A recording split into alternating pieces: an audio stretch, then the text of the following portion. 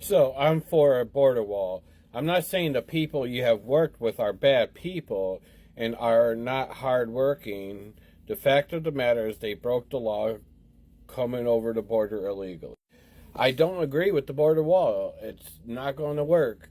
And it's not going to keep drugs out, like you said here. That's what came out at the end of his thing. First of all, a lot of the drugs that come from other countries here are brought in by our own people, American citizens. There was a study done on cato.org that stated U.S. citizens were 80% of individuals with fentanyl seized at ports. And it goes in all these different charts and things here. And then it shows on this one here on cato.org, Customs and Border Protection seizes 88% of drugs at ports of entry, not illegal crossing routes here. And that source came from enforcement statistics from CBP and nationwide drug seizures here as of 2024. Drug trafficking organizations hire U.S. citizens because they are guaranteed the right of entry into the United States and are subject to less scrutiny at ports than individuals without citizenship. Data from the U.S. Sentencing Commission reinforces the impression that U.S. citizens are the primary method. Are the primary method for fentanyl cross-border drug trafficking. From 2018 to 2023, U.S. citizens accounted for 2,315 of the 2,905 convicted drug traffickers in southwest border districts. The number of U.S. citizens involved in fentanyl trafficking has risen more rapidly than it has for other traffickers since 2018.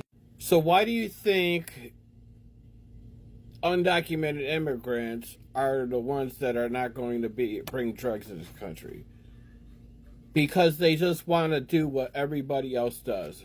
Go to work, take care of their family, go home, and repeat.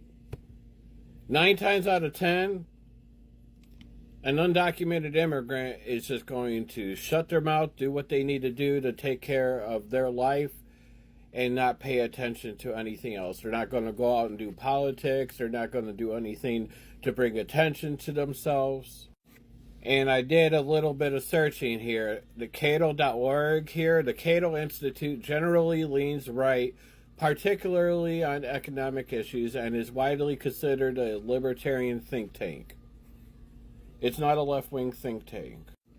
I'm like, it makes sense, right? Because if I was an undocumented immigrant, I'm not going to risk bringing drugs in this country or breaking a law or doing anything that's going to bring light to me. I'm going to stay under the table. I'm going to go to work, do what I have to do at work, come home, take care of myself. If I have a family, take care of my family, do what I need to do here, and stay silent here. I wouldn't be going out to protest. I wouldn't be advocating for things like that. I would literally shut my mouth. Work, sleep, eat. Work, sleep, eat. Work, sleep, eat.